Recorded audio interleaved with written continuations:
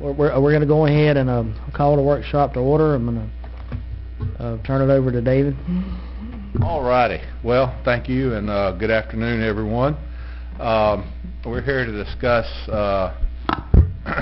how to go about spending our money that we have in our 1-cent sales tax for roads, and also some impact fee dollars, as well as some other just general discussions on roads.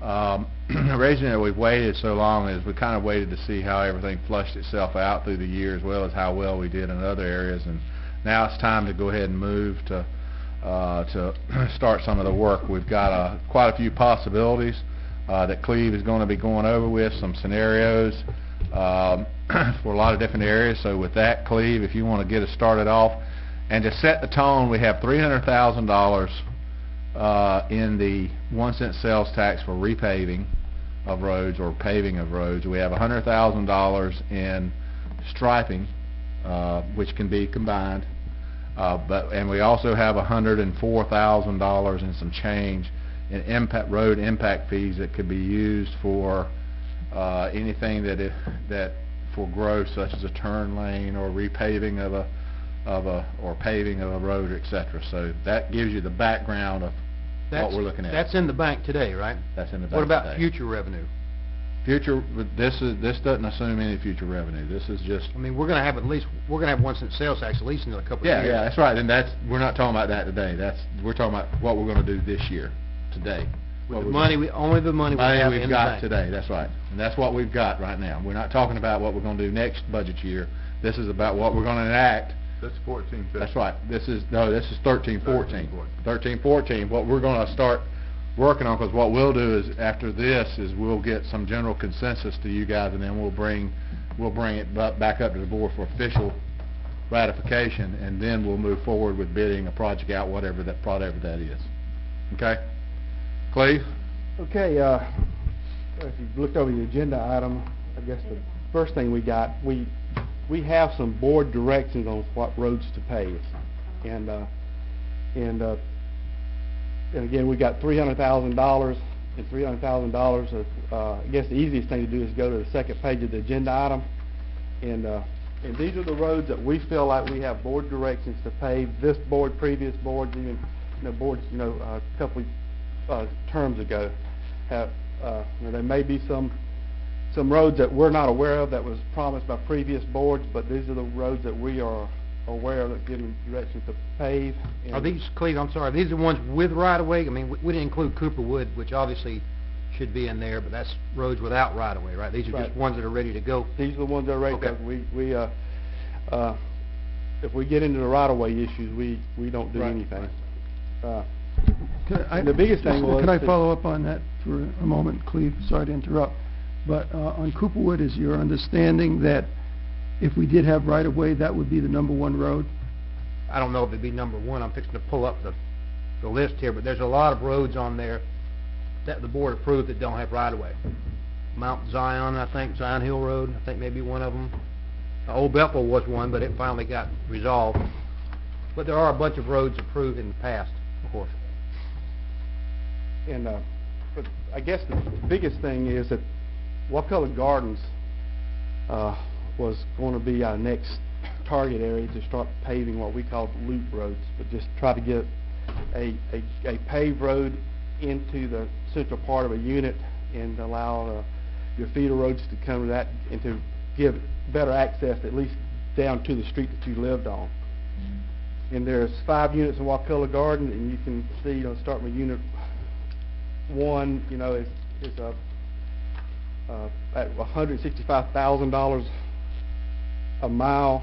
Just to do unit 1 paving is $330,000, which exceeds what we have available to pave by $30,000 this year. Then we get into unit 2, $188,000. Unit 3, because obviously if you look back, there's a handout you should have that will show what the scheme of the paving we propose based on the money that we have. And the thing we kind of varied from the previous board directions, instead of having loop roads, we paved feeder arterial roads into the units, so the side roads can feed into it. And they're not true loop. Everybody got a copy of the? Mine's in black and white, so I'm looking at Jerry's. It seems that Unit 1, I don't mean to interrupt you, but it seems like the Unit 1 that serves the most people.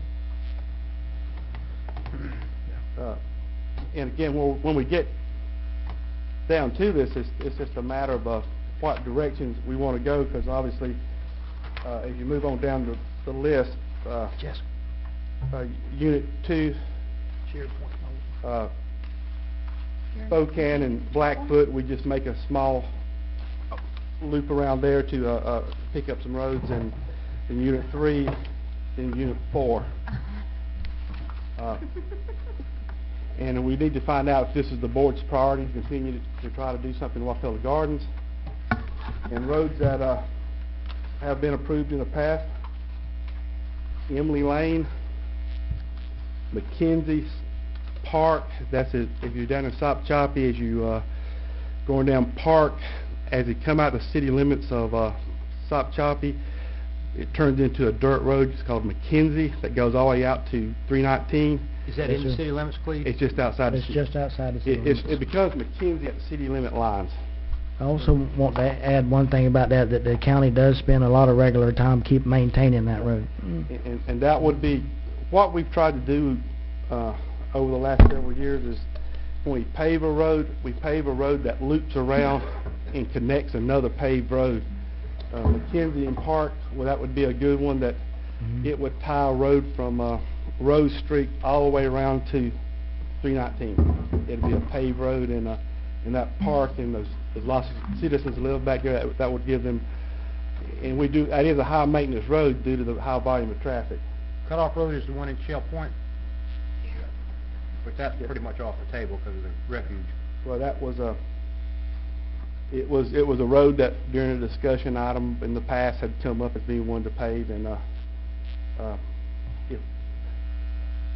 some of these roads, I'll go ahead and if we want to look at alternatives to some of these roads that may not be best to pave, like Cutoff Road and Emily Lane in McKenzie. Although McKenzie, to me, is will serve the community better, but Emily Lane and Cutoff Road, if we go into and stabilize the road with Lime Rock base, that would help tremendously, especially on Emily Lane. I'm kind of inclined towards Emily Lane, to be honest with you, because it does go to Old Shell Point, which does go eventually to Cooperwood, and we do have 60 feet of right-of-way there, right? Yeah, but we dead into Old Shell Point Road, and we got a real issue of where to put the water, because right there at the very end, that piece of property is where all the water.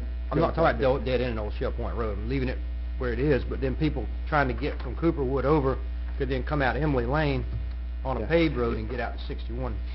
And again, if a bigger picture, that's correct, that it would be good, but I'm not sure that's one of from Emily Lane back over into Cooperwood, that one section is where we got the very least amount of right-of-way. Any of these done in-house, or these all these numbers are assuming contracted out?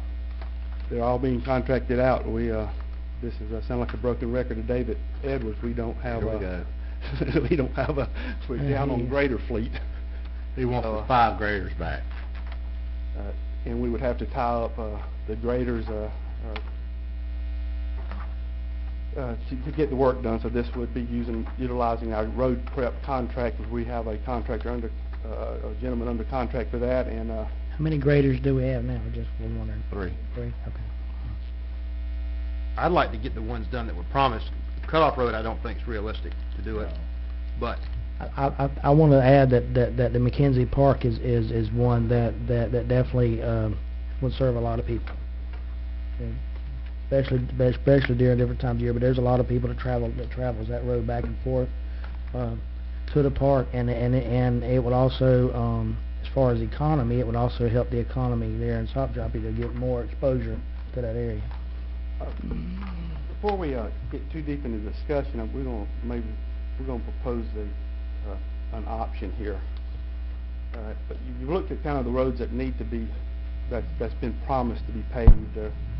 It doesn't mean that if we kind of change direction here, we're not going to pave them in the future, but we list a couple of roads. One of the things that this board and future boards have got to start looking at is that's resurfacing existing paved roads.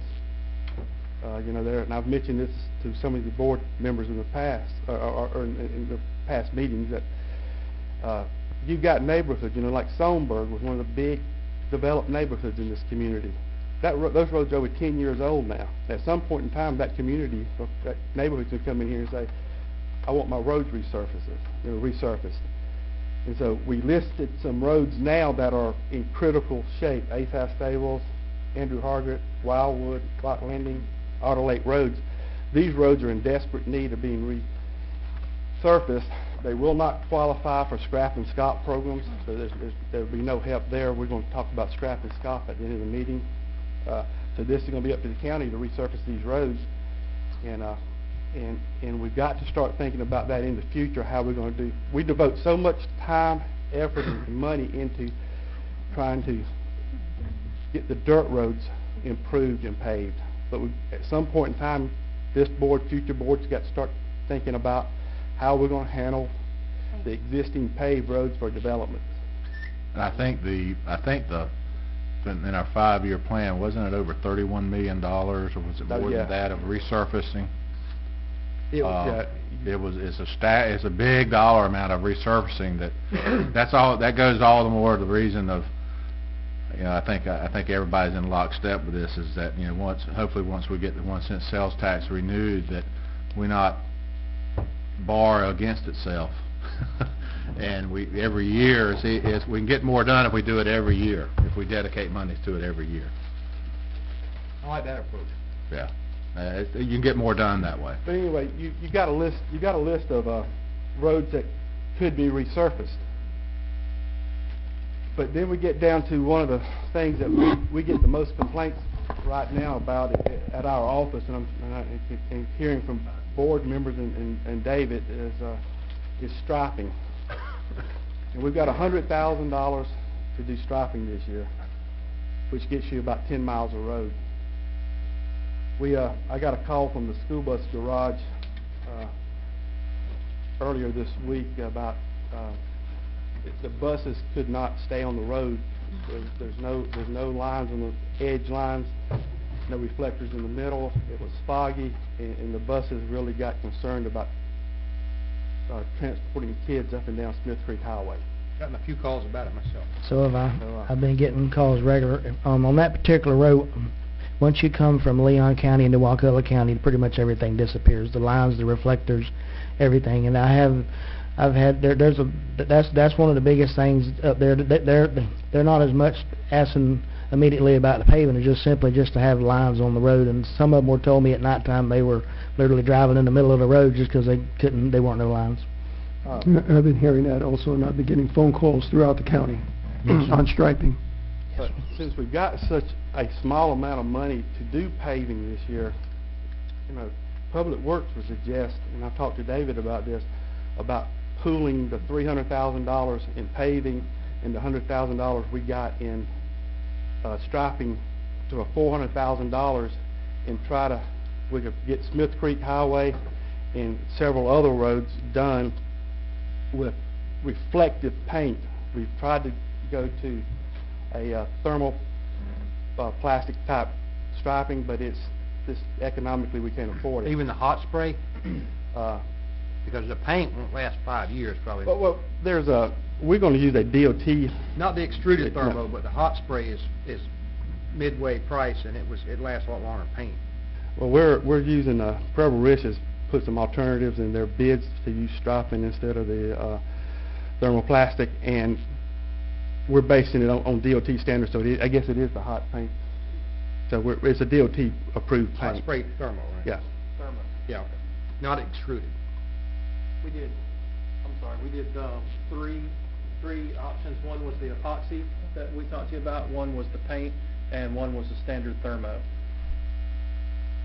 But Your suggestion is to take that money and spend it on road striping instead of paving any new roads. that's what I would recommend. I'll go along with that. Because it's Desperately need to do that. we could get Smith Creek Highway is a big big issue, and I said, we could either do that or we can get a mile and a half of road somewhere. I'm in favor of that because the striping, that's a direct safety concern. Whereas some others, paving a dirt road, that's more convenient, but I think striping's, Is that reflectors too, or just the spray? Because those reflectors aren't cheap. We were gonna try to put some reflectors in there, even if we space them out 40 foot apart. And There's already some there. I think you could just, Well, Add to that's it. where we're gonna try to work this all in one budget. Like I said, we kinda changed directions, in preparation of this workshop, and really don't have all our numbers, but this would be to include at least the center line of the road with reflectors. which I think is much more important than and that's the edge lines and the center line on the spraying, right? Yes, that's what we're And doing. that only one road, I'm sorry, Jerry, just Smith Creek Highway, can you do some other roads? No, too? we there's some other roads I think we can do Am I along to with. understand you're talking about maybe striping and not paving anything? Correct. Is that what you're talking about? Yes. Yes. It would be my thought that someone living on and the school bus also, they tell me that the road base is just chewing their buses up. Ms. Jones says that, like in Wakulla Gardens where we put down the road base, she says that is really chewing their butt. But it would just seem to me that Wakulla Gardens has been waiting for so very, very long that just getting a road paved would be more important than striping a paved road that's already paved. That's just my opinion. I'm gonna have to disagree. And Okay. Okay, Smith Creek Highway is, I won't hold it against Jerry, if Uh, it was in a subdivision, I'd agree with you, but Smith Creek Highway, That's a true safety I'm very concern. familiar with, is a I think through main roads. we have to take them. We have a liability there. They're in harm's way now. So this is a health and safety issue and concern. Yeah, but I'm definitely in favor of us, eventually getting the Wakulla Gardens paved. Absolutely. But the reason that I was rating the striping a little bit higher was just simply for safety reasons. I would hate for an accident to happen because two cars couldn't see. I would hate for an accident to happen because two oncoming cars couldn't see the lines. Do you have an idea of approximately how much revenue will generate next year, next budget year? yes, sir. Is it something we could look at doing Wakulla Gardens then? Next year, we will have, Should go up. we'll have $800,000 to deal with versus 400. Okay. Cleveland. It should go up the next year after that too, right? Once we pay off And, these well, paving it loans? stays steady at that, and then it hops up, we'll pay off a loan, and it hops up to about $1 million. I'd like to attack Wakulla. Let's get through this. We only have a little bit of money. I think the most important thing we can spend it on is restriping it. Restriping. I agree. Next year, maybe. And I agree with the restriping, but what I think we need more discussion on is on which roads are going to be paved, and there are a lot of roads that are waiting for pavement for a long time. Let me, Howard, if you could, I got the old list here. Let me read you some roads that Well, the board voted to pave, just so everybody could. Okay, and then also, I go back in memory, before you read that list, and I think the memory I have is before I was a commissioner and before 2002. And I sat in the audience and I listened to the people specifically from Cooperwood, okay? And with the stories and with the inability of ambulances to get back in there. And that 1 cent sales tax that was passed in large part by people that came to the meetings, such as people from Cooperwood, and I'm saying now this goes back over a dozen years, and that's their expectation. And they've been there for a long time. So I think before we get to actually making a decision of paving any roads, then we have to take a look. I understand the issue of right-of-way, but if things change and that right-of-way is there, I think they deserve to be at the top of that list. Let me just read a few of these if I could, and I'll tell you when they were approved. Naaman Spears, I don't think that one's paved, is it? That was approved in 1998, Phase 2, District 2. Tiger Hammock was in 1998. It's not gone all the way through yet, most of it. Guy Strickland Road was approved in 98. Old Woodville Highway was approved in 99, looks like. Cutoff Road was approved in 99. Whidden Lake, I think it's That hadn't been done. That was approved in '99. That's no right-of-way. That's all the way from the end, all the way around, I guess. Brim Fountain, that has been done. Old Bethel's been done. Chattahoochee's been done. Otter Creek Road was approved in '99. That's certainly not been done that I know of, is it? Not resurfaced. Lawhorn Mill, most of that's But been that's a it's paving paved. list, that's a paving list. Paving. But so I don't, I'm telling you, when there were roads approved all the way back in 1990 Yeah. and 1999. so Otter Lake was done. Well, not Otter Lake, you said Otter Otter Creek. Creek. Oh, There- Otter There's Creek. two different roads. One, it's Otter Creek, is that down by Nichols Seat, probably. Right, I got you. And these next ones were approved in the matrix ranking of 2003. Howard, you remember that one. San Marco's done, Pinewood's done, Old Shell Point Road is done. Cooperwood is not done. Pinecrest and Oakmont were done. Tower Road, I think it's done. Tower Road is Yes. done. Bud Crum is done, I think. Oyster Bay. Ashley Hall, another very important road. It was ranked number 3, actually, ahead of Cooperwood. It was approved in '03. Gavin Road, Gavin's done. done. You're right. Wakulla Gardens was approved by the board sometime. Let's see, Sanders Cemetery is actually on here from the 2003 ranking. I don't think there's any status on it at all. It's not paved.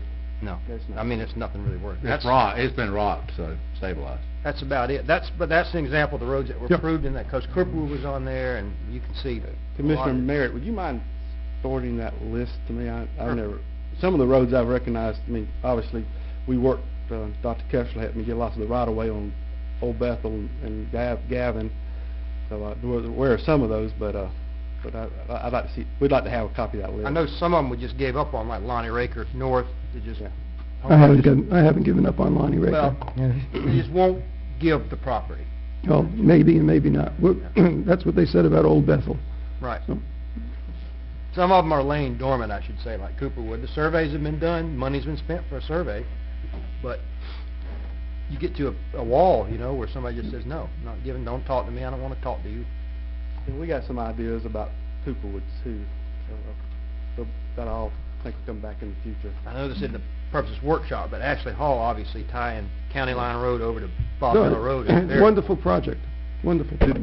Did we make agreements on Old Shell Point, not Old Shell Point, but the one where Spring Creek runs into 267? Did we have any kind of agreements with those folks to put those stop signs up? Yes, Texting. That's Old Shell Point. Shell Point. Yeah.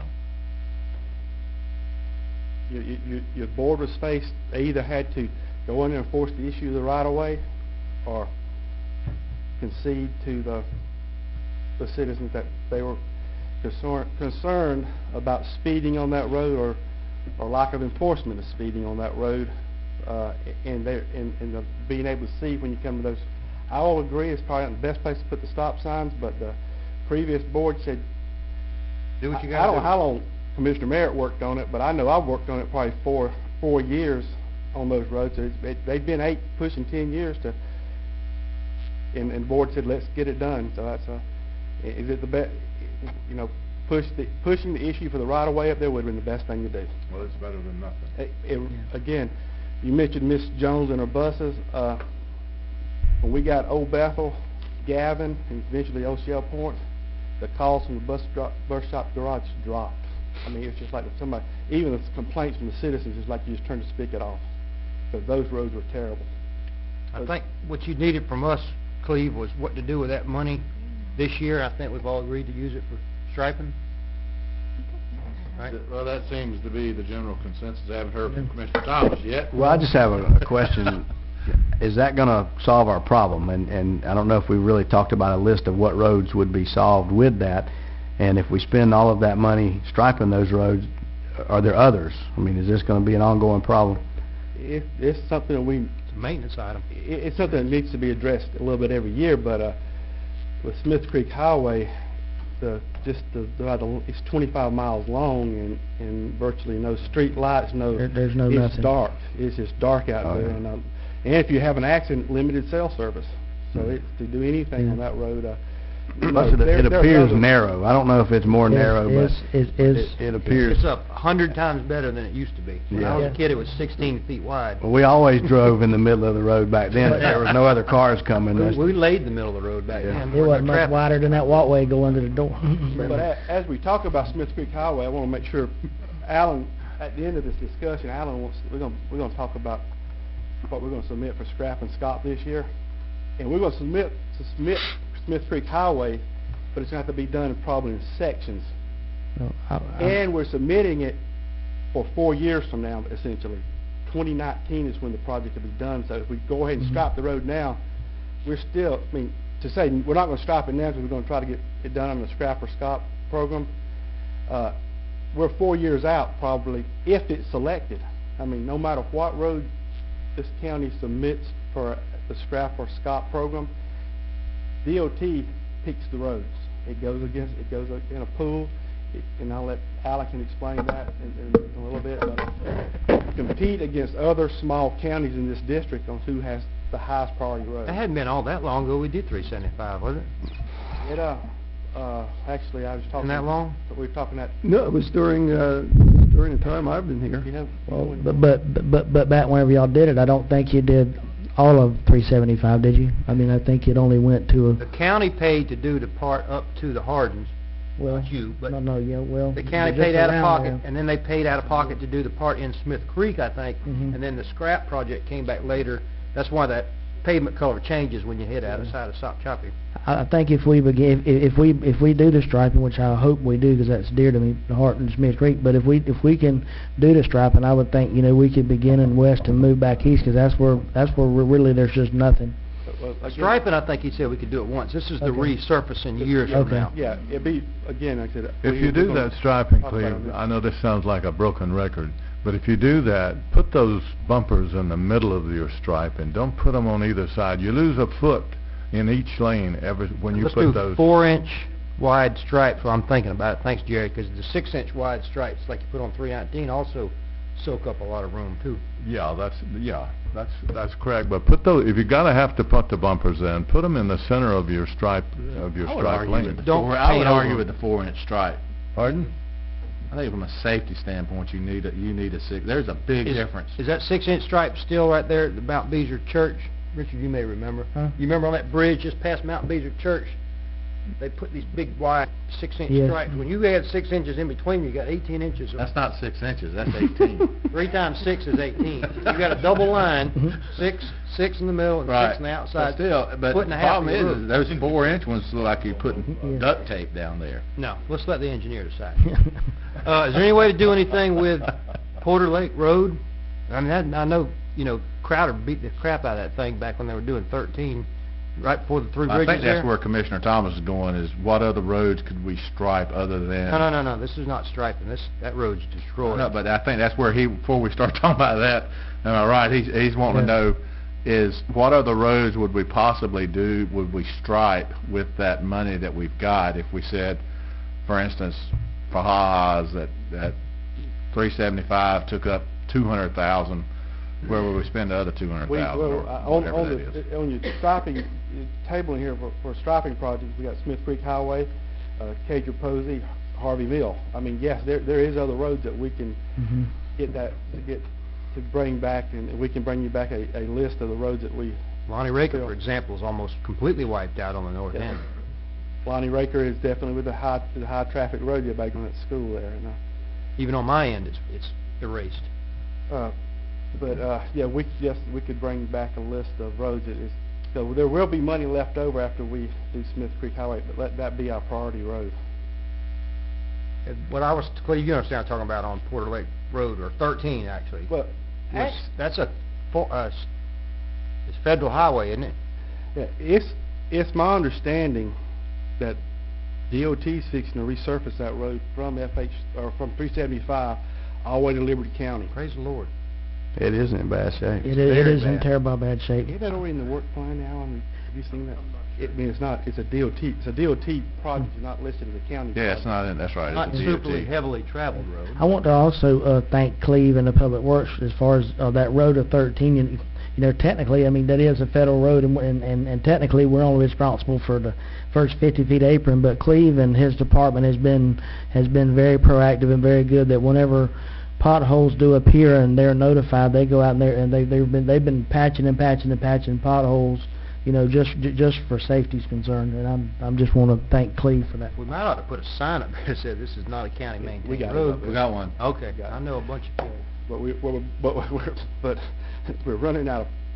They don't mow it either, right? We're running out of material to patch. I mean, Yes, sir. The asphalt's just about gone, but We mow it, don't we, Cleve, or we used to? we don't, we stop. Okay. Now, if we got somebody, a situation like the potholes or something, we'll go over there, because that is a paved road right down, I guess, to the center of the first bridge is, what you call Wakulla County is. We've had conversation with DOT, and it's under DOT work plan, not a Wakulla County's work plan, to get that little section done as a joint agreement with the Forest Service. So yes, so that we can get other roads to restripe, and we'll bring you back a list of what we can get done. If this is, I guess we'll just bring back an agenda item, then we'll list, refocus what we want to do on the agenda item. Well, I know there's never enough money to go around to do, the maintenance and to pave all the dirt roads. I'm a little concerned that we just keep telling the folks in Wakulla Gardens, we'll get to it, and then we keep spending the money and we never get to it. But I also recognize that it's better to keep what we do have in good repair rather than spend that money on something else that we don't have repair money. So I mean, I'm a little torn on that. I'd almost like to see us come up with a policy where, as that money grows, and it's not a big pot right now, so there's not a whole lot to split up, but as it grows, maybe we could say we're going to do a percentage to restriping, a percentage to paving, a percentage to repaving, and I mean, I don't know, and I know that can change. That's what we tried, that exact theme. That's the reason we developed in the 5-year plan. We categorized all the roads in that category. Yeah. New paving, repaving, and striping, and that's what we're trying to hit. It's just the problem is the number is staggering. You got this much need and that much money. Right. But you're right. That's what we're trying to get to, and that's the reason we've actually set it up in our 1-cent sales tax budget, to where we've actually got a repaving line, a new paving line, and a striping line, to where we're trying to go ahead and assign dollars out. Like next year, we've got assigned for repaving $300,000 and new paving $350,000. Striping of $200,000. Yeah, I'd like to see us. We keep putting Wakulla Gardens. I've been here 4 years, and Wakulla Gardens was on the radar before that. But we just keep putting them down the line, and we keep explaining why we're not doing it, and then we keep sending money in another direction. I'd like to see us just say the next money we get, we'll pave whatever we can agree to in Wakulla Gardens, and just lock that in, is that when the money is available, Wakulla Gardens is next in line. I think they have that in the agenda item, Yeah. Gary, is that their board direction is, the last board direction y'all got was, currently the board's direction for road paving have been the roads in Wakulla Gardens and Emily Lane, both which are on the 5-year plan. So, Wakulla Gardens is number 1 right now, is that correct? Mm-hmm. For paving. That's Paving. Again, that's based on... Along with Emily Lane and the one at Stop Choppy and Cutoff Road. So that's, we quit paving roads when we completed Old Shell Point, and basically Emily Lane, Old Shell Point, Emily Lane, Wakulla Gardens, and Cutoff Roads have come up since we have stopped, paving, having a paving project on target each year or every 18 months of finishing out. I know this is in the future, but personally, I'd like us to see the Stop Choppy Road done, Emily Road, then next the Wakulla Gardens. But anyway.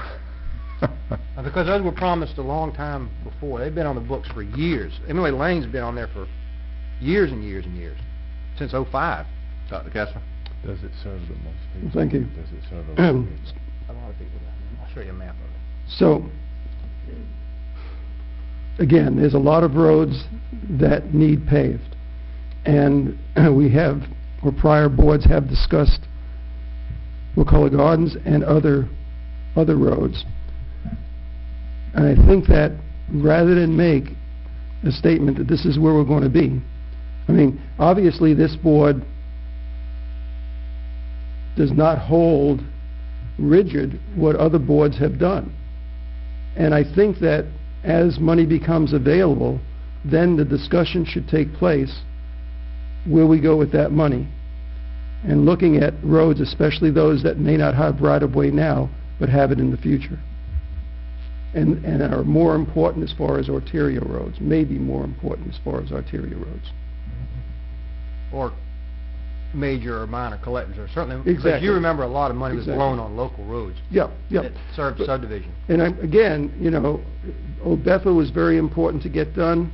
Old Shell Point was Wakulla very... Aaron, Wakulla Aaron. I mean, and now, you know, it's like Lonnie Raker should be finished, okay? And Cooperwood, you know, after we get through this wetland thing, however that shakes out, my priority is getting that right away on Cooperwood. it's hard for people to believe that the road behind McDonald's was dirt not too long ago. That's right. Where it's now, it's really a major corridor. That was one of the, Wakulla Aaron. that was, since I Remember, it By wasn't dealing with lined this- up, it was skewed off to dealing the with sides. this Wakulla County, that was one of the, 1 cent sales tax program, or sales tax has done wonderful things. And Wakulla Aaron, that was you remember how bad it Yep. was when it was dirt. I think another shining example in my mind is Taflinger, where it goes into Magnolia Gardens. It serves a lot of people for not a lot of payment. Mm-hmm. And that's another road that we didn't make a loop, but when we went in and did Taflinger, the boards gave us directions.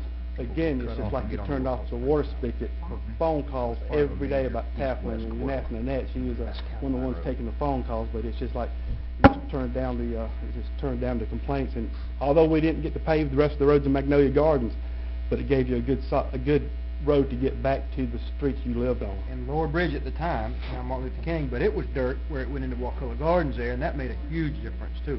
Mm-hmm. So this boils down to a mile and a half that we could pave a new road, which doesn't solve a lot of problems. What's the estimate if, obviously the striping is a safety issue, how many miles is that same amount of money gonna cover? We're gonna do 40 miles of road, Okay. but a big chunk of it be 25 miles out in Smith Creek.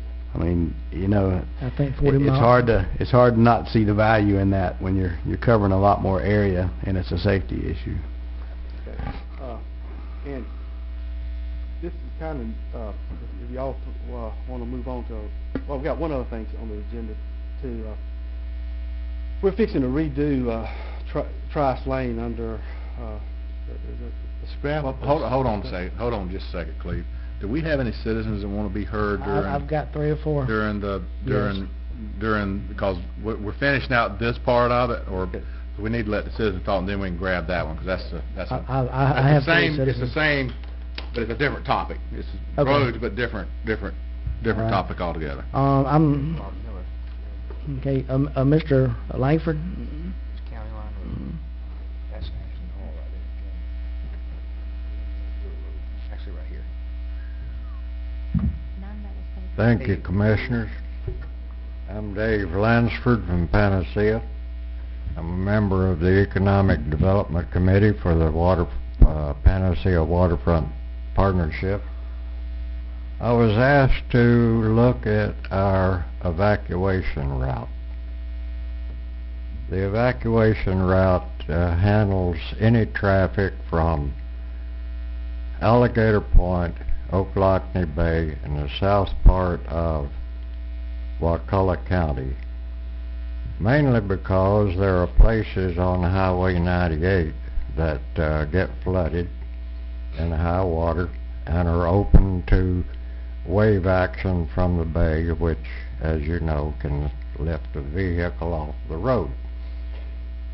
Consequently, I went over the evacuation route, which actually ties into 98 down around Ben Withers Construction Company on Tower Road. Tower Road, then you follow the evacuation route around Tower Road and into Fishing Pool Drive, across Otter Lake Road and across Gerbaloo and into Gerbaloo Circle partially, and then over on to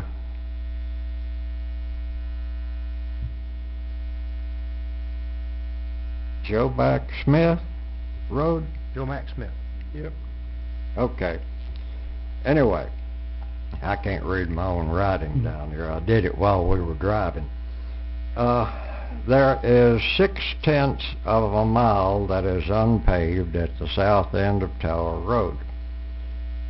That is owned by Walt Dixon, and he has assured me that if the county requests it, that he will donate a 50-foot right-of-way for that road so that the county can then have it in their area and paved or graded or whatever needs to be done at no cost. The other part, this is paved, most of it is paved, except for an additional 3/10 of a mile at Gerbaloo Circle that is unpaved, and where it ties into the Smith Road. There's a half a mile on the Smith Road that is unpaved and also needs to be elevated. It's low to the point that it gets flooded over during high water times also. So anyway, this was what we ran into, and the pavement is okay on what's there. It's just that there are 3 places that is unpaved that needs to be looked at. Also, it needs to be signage put up that it is an evacuation route. It's a little difficult to know that it is since there's no signs that I know of that show up anywhere along 98 or anywhere else. But during '05, when Dennis came in, the 98 was flooded up around the springs there, and people were stacked up in Ronald Fred Crumb's area there that were trying to get out and couldn't get out and didn't know how to get out because of the flooding up further up on 98 there. So it is a concern. It is something that happens. Doesn't happen every year, but it is something that we need to look at and something we need to take in mind, and keep in mind that those people down there do need to get out. Thank you. Thank you, Mr. Lansford. Next is Mr. Jasper Musgrave.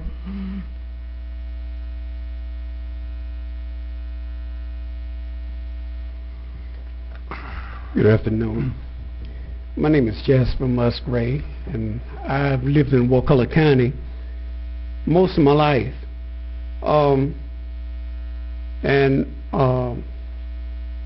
I appreciate what you do, and I call you sometime and get on your case and everything. And I'm going to ask you something. Do you live on a payroll? You see, this is some of the problem, and nothing against you, but this is some of the problems. You see, we got it made, so we don't care about the rest of it. And Coolwood Lane, if you will go back and do your history, this is one of the first roads that came through here. I'm going to say something on his defense real quick. He lives in Mill Hollow, and it was paved when he bought his lot. I want to make sure that was clear. But Good. No, I wasn't saying. Okay. You know, he's okay. His truck, his car is not getting beat to death on dirt roads. I live on a dirt road. Cooplewood Road, one of the first roads through here. It used to be Old Shell Point Road all the way up and to Wakulla, going out to Woodsville. Why could these side roads, these new roads that came in, get paved before the main road? We talked about this before the 1 cent sales tax. We went to work trying to get the 1 cent sales tax in order to get this road paved. We were told then that we got that 1 cent sales tax through, we get the road paved. We got the 1 cent sales tax through, and nothing happened. We got dropped down all the way. We have, in the area where we live at, on Cooper Wood, up in that area up there, we have taxation without representation. We don't get anything done up there. The sewage lines and stuff that came through, we got nothing up there. I mean, nothing we get up on that end. We were promised that if we got to work and got the right-of-way, they would pave the road. We went to work doing that, sending out letters, found people all over the place. Got that taken care of. Still got dropped back.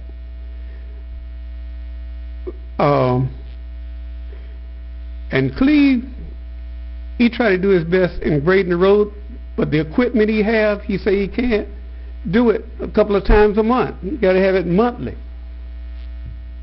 If we can't get it paved, can we at least get a routine where we can get it graded on a regular basis? Because our cars are getting towed up in there. One of the other things I would like to share with you, as a matter of fact, one of the new residents said the other day that she was getting whiplash from riding on Cooplewood Road. When it rains up there, it really gets bad. Those ruts are getting... As a matter of fact, I drove school bus for 29 years, and one of the reasons I had to get off was these roads. And Cooplewood Road was one of the main ones. It's one of the worst roads. And Pat Jones would tell you, that's some of the biggest problems she have up there on Cooplewood Road whenever it rains. One of the main roads that the bus drive, why can't we pave it? Cooplewood Road was there before there was a Wakulla Garden. And here it is, the new places that are coming in are getting attention, but yet and still the old places that really need it can't get it. You guys consider that. Appreciate it. Did I hear that there's still right-of-way problems, or? I haven't been there for a few years. I'll let There you are. answer that. There are. There's still right-of-way problems. Right. I think was it the Gavin, the curve right there is... We leave Emily Lane headed back towards Ashley Hall.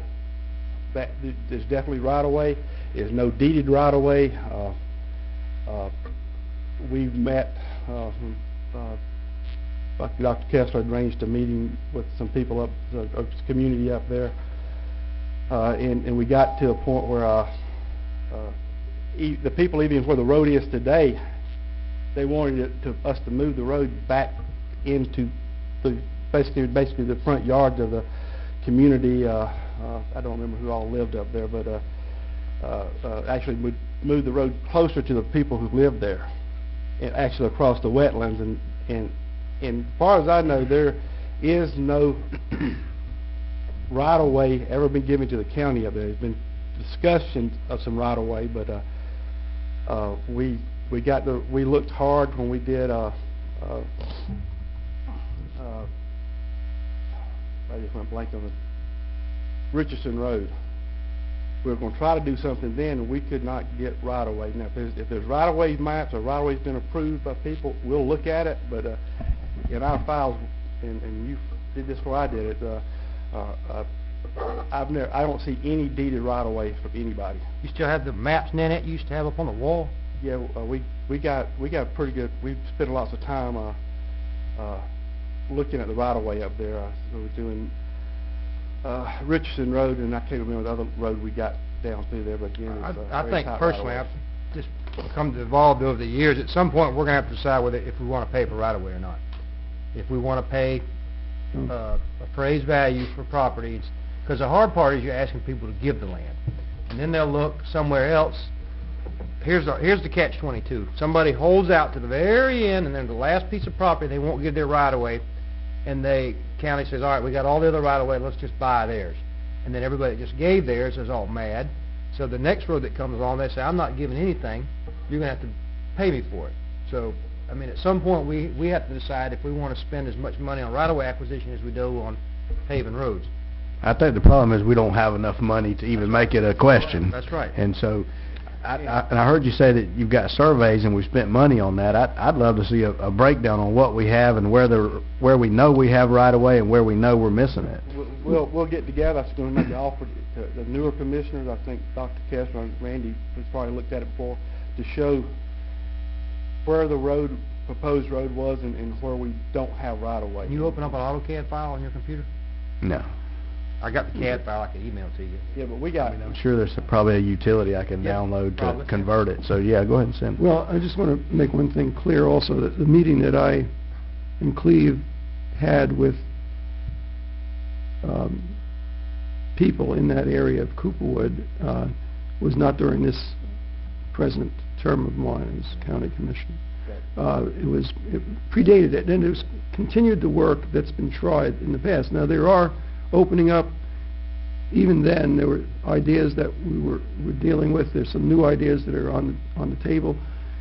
As I said, it takes, the right-of-way is the big issue. I don't think we need to jump in and offer right-of-way purchasing at this point in time. I think we need to see where we are as far as where the willingness is. And Old Bethel, we didn't have all the right-of-way on Old Bethel that we technically needed, but we made it work. And I agree with you. It was made to work, but let's look at Old Shell Point, for example. I think we would have been better served to buy the right-of-way instead of putting three-way stop signs in that case. And another good example is Lonnie Raker, where the road makes a sudden jog right there and then jogs back. I think we actually made a dangerous situation there, and it may have been better at that. And hopefully on those situations going forward, we look at it as correcting or straightening out those areas rather than perpetuating them. But I think right now, if we're all at least on board right now, and it seems to be that the majority of us are good with going with the safety issues, striping, getting that settled, but leaving our minds open to how we address future road paving, and of course looking at the right-of-ways when those issues come up. And as you remember, Howard, another issue was, all right, you've got this pot of money and asphalt prices go up every year. You can set it aside for a road, whatever road it is, be it Old Bethel, be it Cooperwood or whatever, and then you got all these other roads with right-of-way that you don't do for years, and then I think in some cases the asphalt price went up so much, it went up 3 or 4 times, I think. We could have gotten a lot done with the same amount of money if we'd have went ahead and did it then, instead of saving that money for a road we never actually got the right-of-way on. And part of also, as Cleve pointed out, with the bonding, that future tax money in the long, hurt us to some extent with limited money. That we're going to be better now that this is that's ending. I still have one more citizen to speak. Mr. Joel Lay.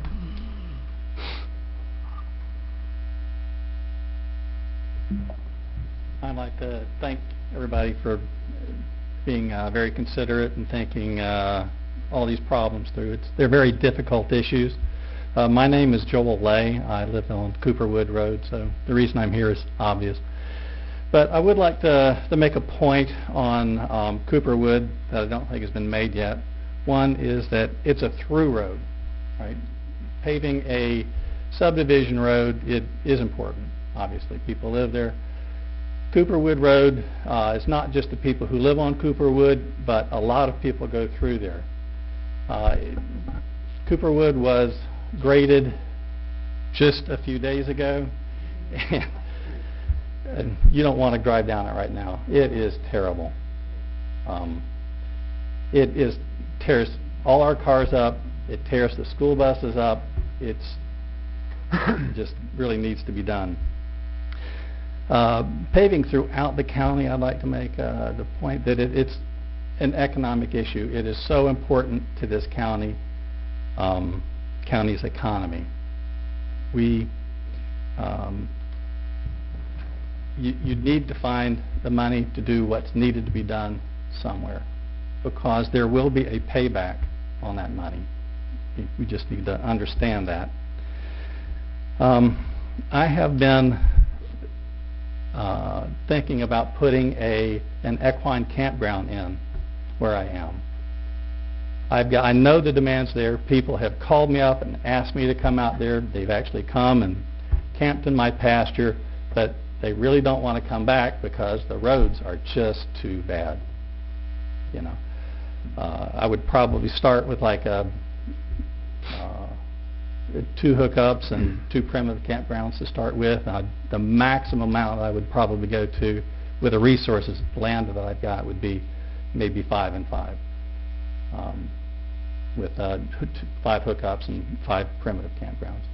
But my point is here that unless you pave these roads, and it's Cooperwood first, the economy in the county is just going to stay in the doldrums. Thank you. Thank you. Thank you. Thank you. Any additional discussion amongst commissioners? About anything? All right, Cleve, let's move forward with the next phase, please, sir. We have some impact fee money to spend, and we're fixing to do a resurfacing of Trice Lane. Talking in the mic, please. Resurfacing in the Trice Lane and Wakulla Aaron Road. Is actually Purple Rich is preparing the bid documents right now, and we would like to go ahead and prepare a alternate to the bid documents to do some improvements at the intersection of Trice Lane and Shadeville Highway, and possibly up at the community center. Now, we don't have the details to show you tonight.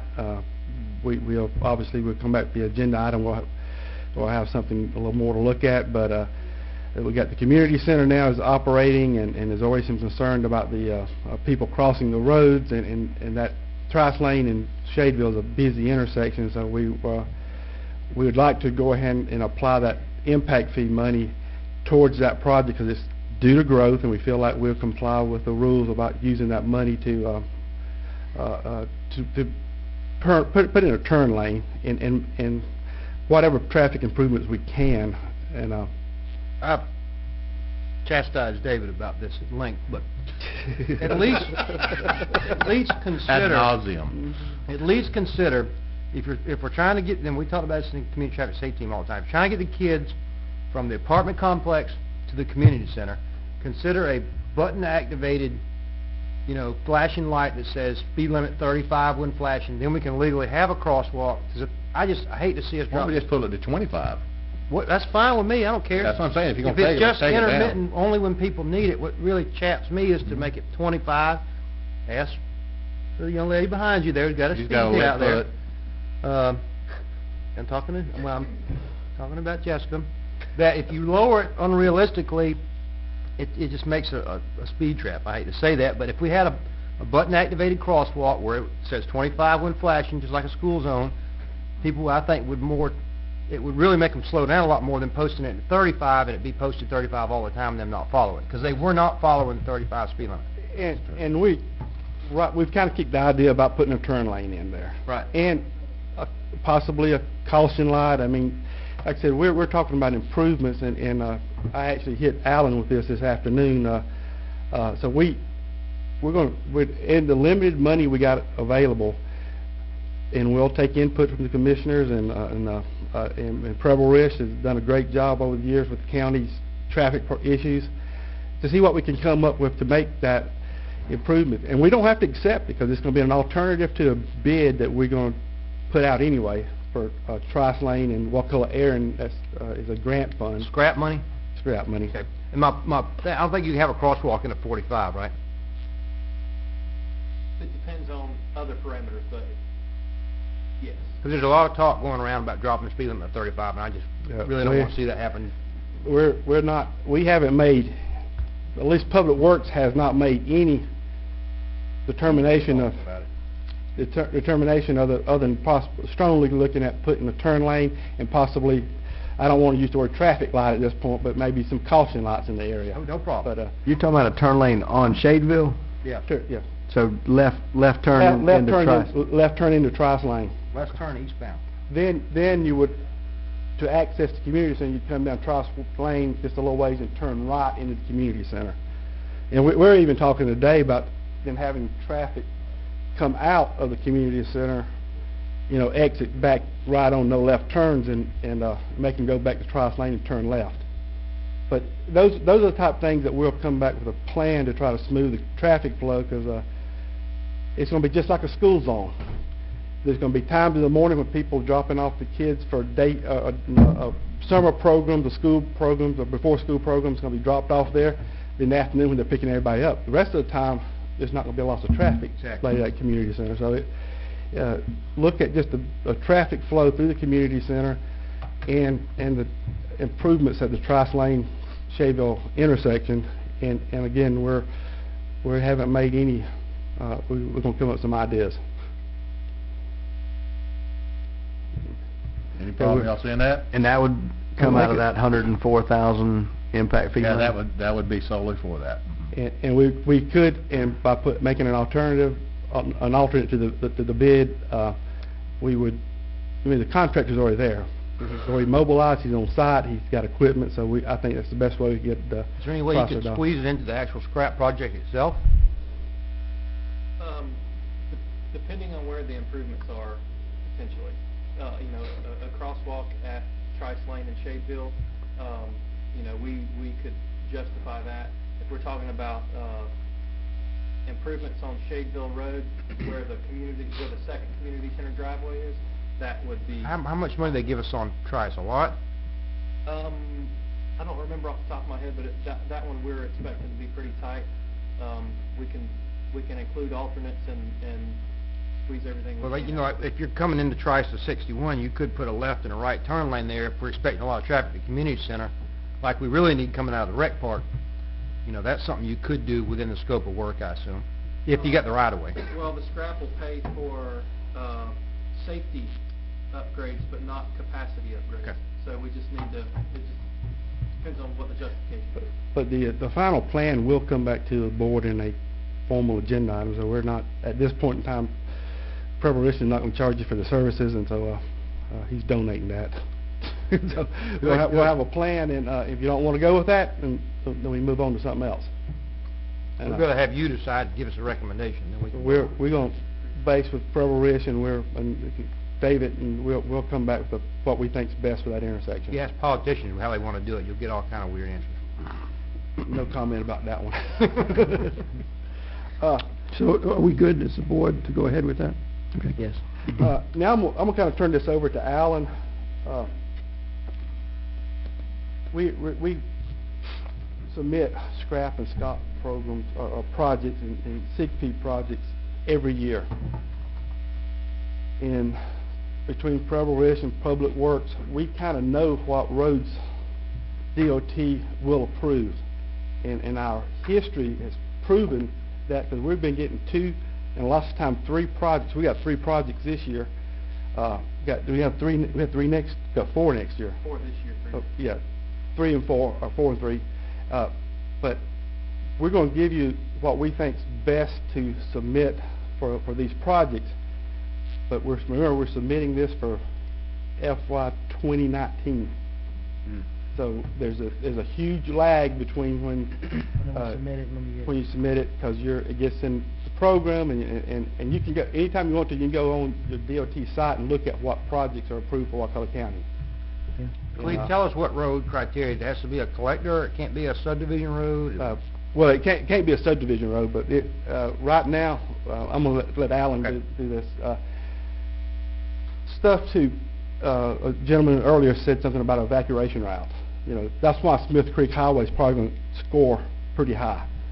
Shell Point, Spring Creek Highway, again, you're improving the ability of people to get out of that area. We repair culverts or improve culverts, you know, widen the road. So they look at what to move traffic during, you know, emergency services and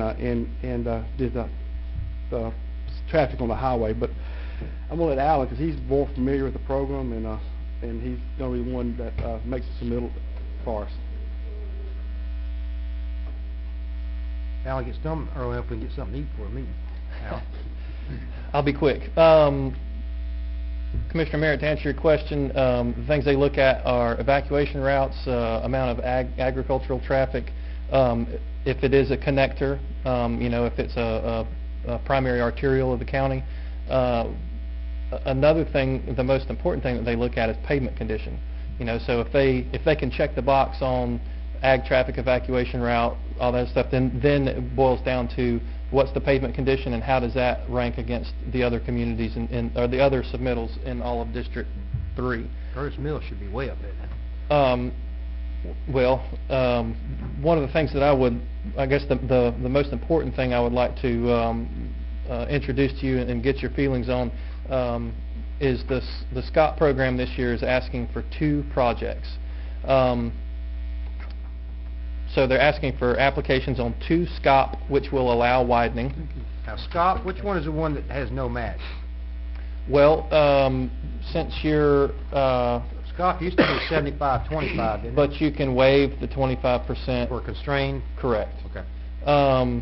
And that will apply to all 3 programs, is that you can waive the required match. They'll still only fund the percentage, but you don't have to provide the match. So normally what we end up doing is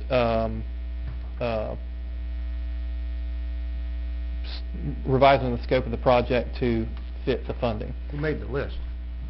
I did. Martin Luther King Road, not Lower Bridge Road. I'll make a note of that. I would correct that if I were you. I'll make a note of that. Okay.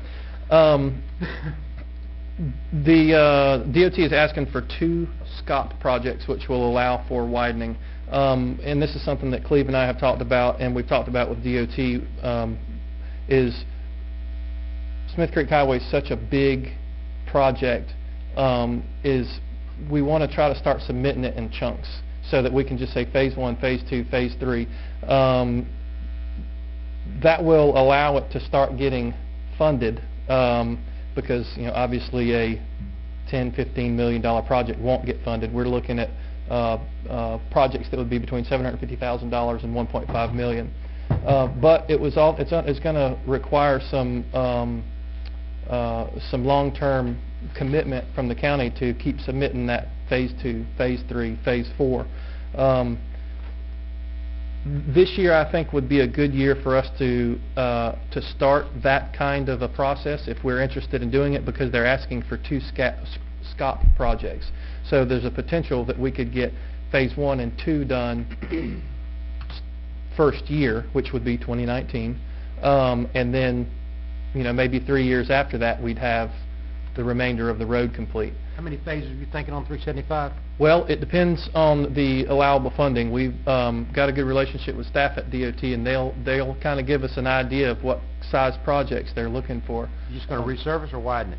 Well, what we're proposing in order to get as much done as we can is to resurface and then do curve widening. So we'll widen in the curves. You can, I'm sure, go out there and see where cars go off the road, and you can use the drivers to see where the need is. Not but 2 curves. There's a lot of curves. But what we're recommending is doing resurfacing, limited widening in the curves, because that's going to be really expensive whenever we start putting down more lime rock, and then address the drainage structures. And I don't remember. All those were widened and redone when they did it a few years ago.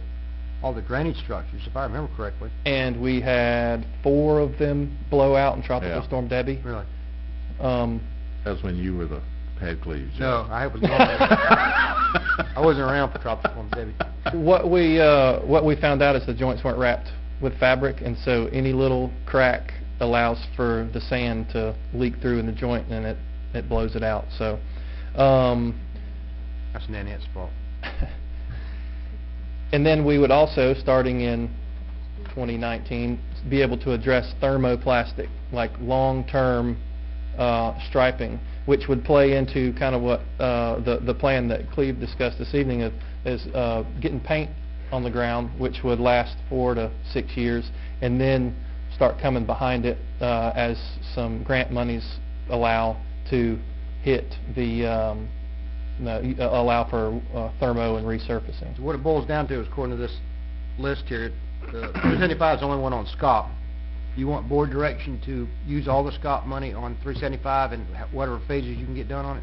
That's correct. And the most important thing that I want to kind of stress is that I think it's going to take at least 5 application periods to get the whole thing done. And you know, maybe we go to FH13, but have some end goal so that we can say, okay, for the next few years on SCOP, this is the plan, is to submit as much as we can until we get to FH13 or until we get to the Leon County line. Or like Commissioner Harden said, start north and run south. I mean, that's the kind of direction that I'm also seeking. Let me ask you a question, Alan. We were talking about last year about combining the scrap, SCOP, and ZIGP fundings together to create one big project for 375.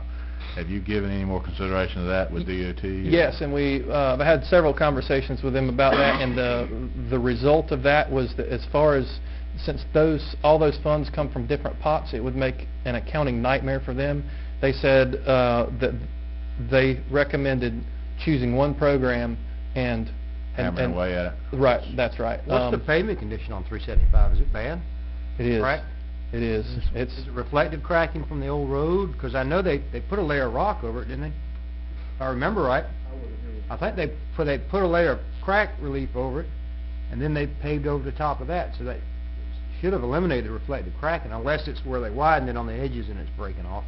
I'm noticing parallel cracking, which is probably what that's from, is the widening. And then also, it's not reflective cracking, it's just basically raveling. You know, the sun seems to be putting more of a... Super pave out there, I think, is the asphalt. Yeah, I believe. There's something environmentally that's causing that, the binder to wear off. When you pave over a road and you just leave the crack there, the crack will come right back up through the pavement. What about, just real quick, Curtis Mills, y'all look at it, or has it been done recently? And another one... Curtis Mills in pretty good shape. Okay, that's fine. And Wakulla Aaron, I know, is really bad. Is that already on the list already? Wakulla Aaron is actually getting done this fiscal year. And widened, right? That's correct. And Spring Hill Road is this year too, right? This year too. That's correct. Your KG Posey, that's such a small stretch there, and it gets a lot of traffic. And it's a north-south corridor.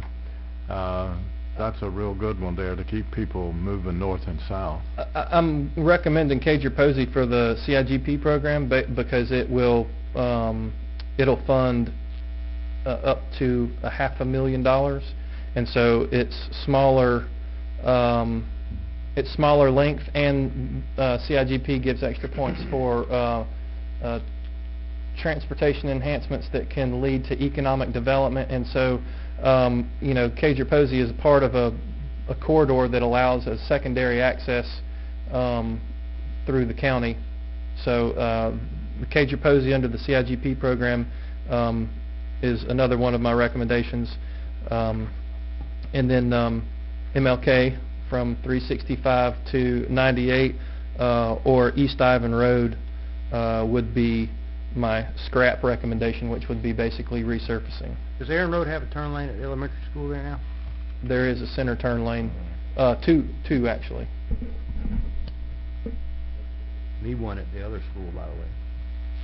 On 375, wouldn't we be better starting south and working north? Because the traffic's gonna thin out the further you get toward Leon. I would think so, because just my thoughts, you know, a lot of people going to Smith Creek going there to fish, I would assume. Yeah. Maybe they're probably going to come south to north, I would assume. That's the way I would go. Yeah, because there's a lot of people that live in the woods between Stop Shop and Sanborn. Yeah, there is. A lot of people that live there that use that road every day. That'd be my preference. Yeah. Work toward the Leon County line. You mean like Mount Beezer Church? Yeah, in Mount Beezer and Sanborn area. I wouldn't say a lot. 5 or 6 isn't a lot. Oh, there's quite a few that live back in those woods back in there. There's a good bit lives up in there. Yeah, you got all the law homes out there. That's a whole town. Well, what's your opinion on that? I would agree with Commissioner Thomas that traffic would disperse from, as that travels north. Good. And that's really all I had. Like I said, the main idea that I wanted to bring up this evening was breaking up Smith Creek Highway into some... That sounds like a good plan to me. And making sure that we've got the commitment to push it on through. As far as striping, we would, as soon as we can get the striping, that will, for the short term, that will alleviate the big safety concern that's there now, and which is really huge. And then you know, at 4 or 5 years down the road, then we can start.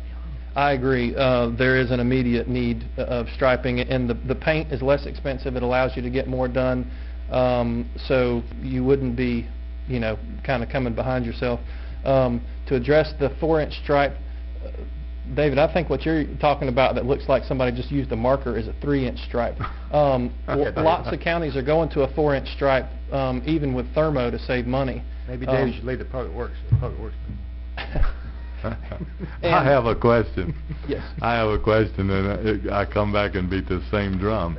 We need to have in our county a machine that will correct these broken lines in our pavement. I'm sure that we get a 20% or a 30% return, because if you allow water and freezing to get into those cracks, that road, it kills that road 30% faster. And everywhere you go with private enterprise, they've got a machine in those parking lots. They start putting that, they patch it. Yeah, filling the cracks will definitely It'll save you increase the money. light. And then also, Commissioner Merritt, I wanted to just make sure that everybody was aware, we've previously gotten direction from the board to do a single RPM down the center, regardless of Raised pavement marker, for those not in the traffic world. Go ahead. But we've gotten direction from the board in the past to do that, and we are doing that on all of our projects to specifically for what you... That was Jerry's idea, actually. But And that's in addition to the striping, right? That's correct, but the reason for the direction was that if you have a 6-inch, 2 6-inch stripes, 6 inches in the middle, and then you have your 2 On the outside. reflectors on the outside, then that's 2 feet, you know, almost 2.5 feet that's eaten up out of a 20-foot wide roadway. You barely have enough room to drive down, was it Surf Road? Try not to hit one of those things. Surf Road, yeah. And what you do is you chew off the inside and the outside of your corners. In fact, I avoid Surf Road because I cannot pay enough attention to my driving to stay off the humps or the side of the road. That's all I had. That's fine. Okay. I appreciate you, Alan. Thank you very much. And while we kind of brought up Surf Road, I will be glad whenever that bike trail gets finished all the way into Stop Traffic, because I think that's going to be a huge asset. Speaking of the bike trail then, thank you, Chairman. Where are you aware of where the trail will be on the north or south side of that road? I had heard that it was going to be on the north side of 319 going into Stop Traffic. Talking about now on 319? Or on Surf Road? Surf Road. Surf Road in Phase 2, which is from, what's that marina that's there, Riverview Marina? You're from the creek? There to the creek to 98 is planned to be on the north side of 98 there. Okay. And then Okay. when you pass that, That's what I mean, from there to 98, and then it's going to go under the bridge on 98, under the Clutney Bay Bridge, and come back up and go on the south side of, what would that be, Matches Sands Road, and then cross over at the bridge. They got to swim the river? No, there's plenty of dry land underneath the bridge and plenty of height there, believe it or not. That's the current plan. That may change, but that's the current plan. Kind of like the Florida Trail ending right across. They're doing the environmental survey and everything now, DOT is, okay, for that phase. so if we're at 98 and Surf Road, Mhm. and we're heading towards Stop Chopping, It'll be on your right-hand side. okay, then when we get to, will it stay that way all the way through to the refuge? It may, right now the plan is to have it go all the way on the right-hand side until it gets to the I can't remember which side of the bridge it crosses on. Does Somewhere it- there around Silver, the entrance to Silver Glen, it crosses back over to the south. Yeah, then it crosses back to somewhere in there. I believe it goes It's over gonna the really bridge. get to Silver Glen then? That's right there at Riverview, it goes across the bridge on the north side, and then over somewhere just down there, it crosses over. Okay, 'cause that It's on the south side. Citizens asking, concerned about where it's gonna be. Well, that's where it is now, but I understand they're doing all the environmental work and archaeological surveys and all that stuff, so Okay. who knows where all that's gonna lead. So we cleared all the Indian mounds and I hope. so far, that we know of. We've got the tribes happy right now. And I think, you know, just to kind of finish with it, but I think once it goes to Sopchoppy and it goes across 319, it's supposed to run on the north side of 319 into Sopchoppy. I think so, yeah, but the biggest thing there is that's gonna very expensive section, and but DOT is committed to fund it, so we're gonna be submitting. You'll be seeing. We're gonna hit the street probably next week with the construction for phase 3. So. Once that's finished, that's going to really help a huge safety concern right there for people who walk and bike, because we've already had one accident there in Sopchoppy where someone got hit, and That's right. you That's know, correct. and that ditch on the north side is a very, very steep ditch, you know, and from the There'll have point, to be a lot of pipe work. and that's what I had understood. There would be a lot of pipe work brought up, but anyway. They can do it in that's all I St. got. Mark's, we can do it in South Chopper. Exactly. We can do anything St. There's some Mark's deep does. ditches there. Yeah. That's Okay. That's all I got, Dave. Have you got anything else? Anybody got anything else, Cleve? We'll go get a hamburger. All right. Greg, you all right? See you all at What- 6 what- o'clock. Hold on. Oh, Greg.